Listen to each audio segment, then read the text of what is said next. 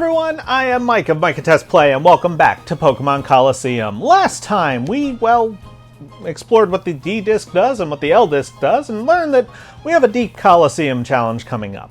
And today, we're not doing it, because as I said in the last episode, today and tomorrow we are going to be kind of just focusing on our Shadow Pokemon. I have, between episodes, swapped out our entire party for 6 Shadows. Just got the 4 from the Realgum Tower Challenge Elite 4 group, and then the 2 Shadow starters that we haven't purified yet. And the goal for today and for tomorrow is to just kind of do some of the Shadow purification on screen. Between the end of this week and the start of next week, I plan on fully preparing most of the Shadow Pokemon. We won't be showing the purifications on screen until after Deep Colosseum. But, you know, we've built up kind of a stockpile, and I want to actually show, like, what I do to kind of get these purifications done. I'm not going to be doing Mount Battle challenges, even though I do those a lot, but, because, you know, we've already done that, and I'm not showing that again. But, you know, I figure it's just, we're in the post-game. Showing off purifying your Shadow Pokemon is a big part of the game. And we've done 1, basically, on screen, and then some battles in Mount Battle, and now we're in the post-game, and it's just kind of, it's time to wander around and get some Shadows purified. Now, I probably won't be talking to too many NPCs, because some of them may battle us, and that'd be scary with this particular group. But, you know, you can already see, just by walking around a little bit, their heart gauges are starting to open. Just walking around is a really efficient method of purifying Shadow Pokemon. And Agate Village is absolutely one of the best places to do that in. I've kind of talked about it before during the purification guide, but, you know, just walking is, if you're just, like, focusing on other things, you can just do this. You can just walk around. You don't have to battle anything. You don't have to, you know, earn Poke coupons or anything like that. You can just, like, enjoy the music. I love Agate Village's music. You can get some berries from the Berry Man. You can, you know, you can just sort of wander. And that's kind of what we're doing in this episode. The goal is just, you know, it's going to be like I mean, you can see how long it is. It's probably going to be like 10 minutes, maybe 11. And we're just going to walk around and I'm going to talk about stuff.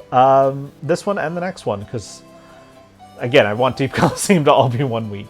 And I understand if that means that less people will watch this video, but, you know, we're also going to talk about a couple of mechanics that don't really have a place in the rest of the game.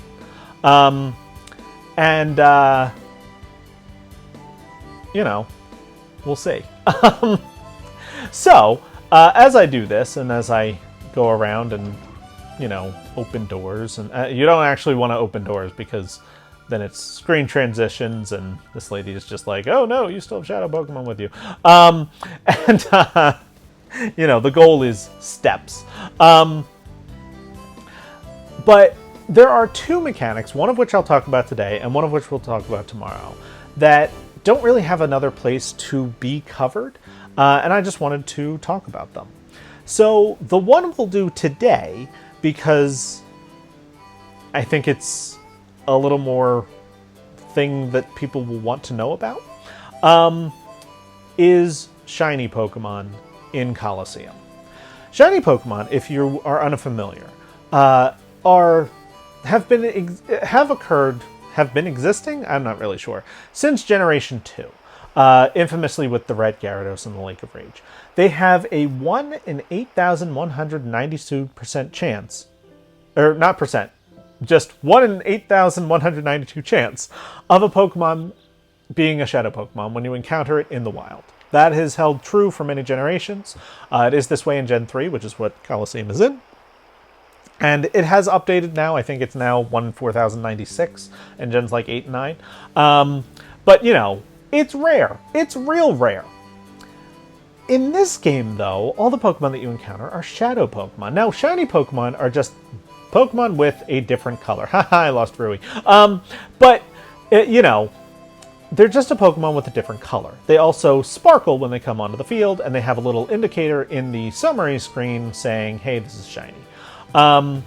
There's no difference in stats. Some games have, like, their stats are locked to be bad or something, but in this particular game, it's just, they look different. However, whether or not a Pokemon is shiny depends on its original trainer and its personality value, which is not really something that we need to go into here. I'm not really covering many of the advanced stats in this game because they're not relevant to this game, and I don't want to bore you. But when you're snagging Pokemon, then that means that you're changing its original trainer, but not its personality value. Which means that a Shadow Pokemon could be shiny for the player, even if it isn't for the NPC when you are battling it. And vice versa. This has caused some grief for players who encounter a Shadow Pokemon and see that it is shiny, and then it's not shiny when they snag it. It's a bummer. There's not really any other way to describe it. I feel bad for those people whom it's happened to, but it's the same thing as, say, in the Battle Factory, an Emerald version. There are rented Pokemon that can appear shiny. You don't get to keep those. You can see it. And sometimes it can occur on opposing trainer teams. It stinks. I'm not going to sugarcoat that. It has not happened to me personally. I have had events that are similar to that. I haven't had a Shadow that I snagged turn not shiny. I have never encountered a shiny Shadow Pokemon in this game. But it can also work the other way. The good way, where you snag a Pokemon, don't realize it's shiny, and then suddenly it is.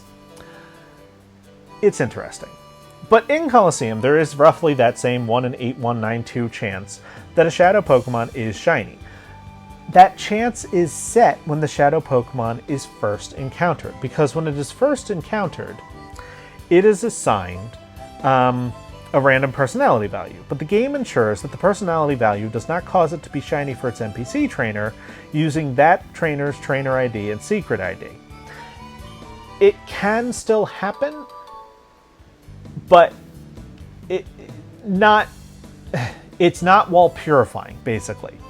The difference is that when the player catches the Shadow Pokemon, because it retains the same personality value but now has a different trainer ID and secret ID, the Shadow Pokemon can be shiny for the player, even if it wasn't. But again, the reverse is also true.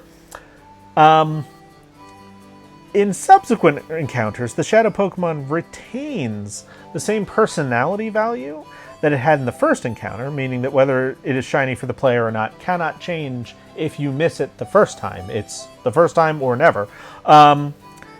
However, because an NPC's trainer ID and secret ID can differ, it can be shiny for the NPC trainer in the subsequent encounters. So, technically speaking, if you don't ever miss a snag, you won't have that happen. So that's kind of the safeguard that's in place. Sorry, these notes are a little old, and again, this has never happened to me. I couldn't get it to happen in testing. I'm not going to reset 8,000 times for something. But, you know, if you never miss a Shadow Pokemon, you're not going to miss a shiny Shadow Pokemon, I guess. So, there's no way to tell if you are.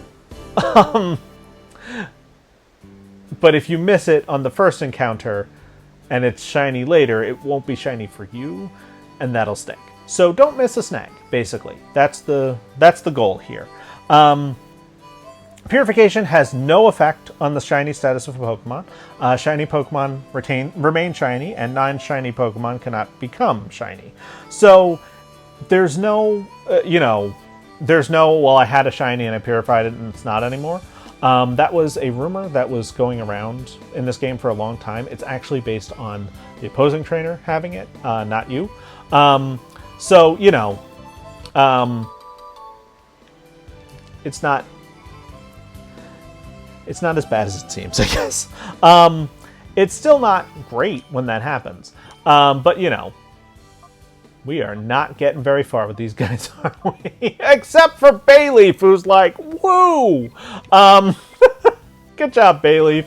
We'll just walk around until Bayleaf's ready to go, and that'll be the end of the episode.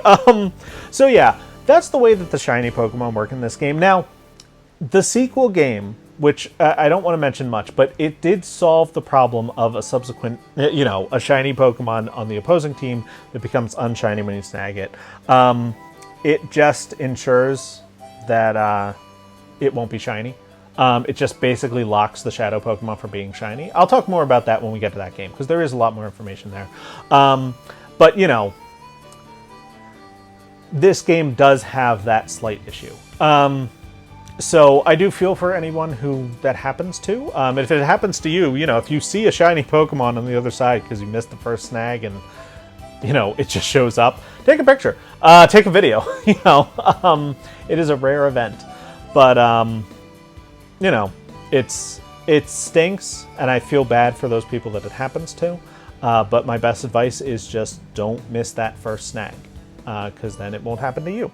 And yeah, it's about it on shiny Pokemon. So, you know, it was just a topic that, you know, I wanted to cover because it is important to those who have, you know, missed out on the shiny somewhere. But, you know, it's never been relevant to me. I have had an occasion where it happened in I can't get this Pokemon and then I missed it. And I'll tell that story during the next series where it's very relevant. But you can look forward to that many moons from now. I have no idea how many episodes from now it'll be. A while. But, you know, I've also missed a shiny Pokemon. The very first shiny Pokemon I ever naturally encountered was the shiny Zubat in Pokemon Silver version. And I saw it, noticed it was shiny, went, ah! And my Game Boy batteries died. Yeah, it was Acroteek's Burned Tower. I was real upset about it. It happened 25 years ago, and I still remember it exactly. So, you know, ever since then, I have never played a Pokemon game on a low battery. Ever.